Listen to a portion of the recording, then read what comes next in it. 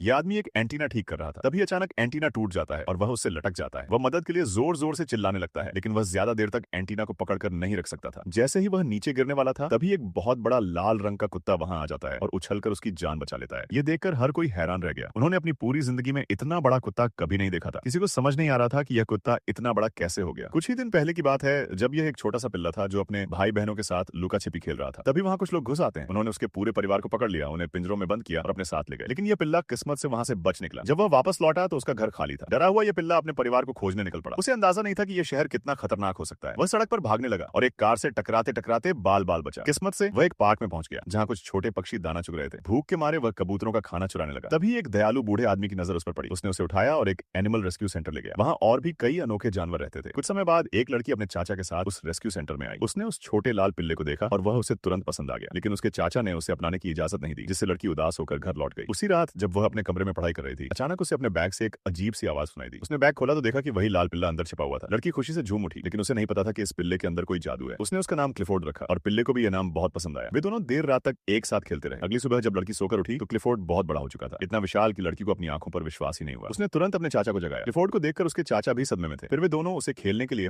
Park ले गए। लेकिन क्लिफोर्ड इतना बड़ा था कि लोग सिर्फ उसे देखने के लिए इकट्ठा होने लगे। उन्होंने उसकी तस्वीरें खींची और उन्हें इंटरनेट पर पोस्ट कर दिया। एक बायोटेक्नोलॉजी कंपनी की नजर उन तस्वीरों पर पड़ी। ये कंपनी अजीबोगरीब जानवरों पर रिसर्च करती थी, लेकिन उनका मकसद क्लिफोर्ड को बचाना नहीं, बल्कि उससे पैसे कमाना था। तो दोस्तों, आपको क्या लगता है, क्या ये कंपनी क्लिफोर्ड को उस लड़की से दूर ले जाएगी?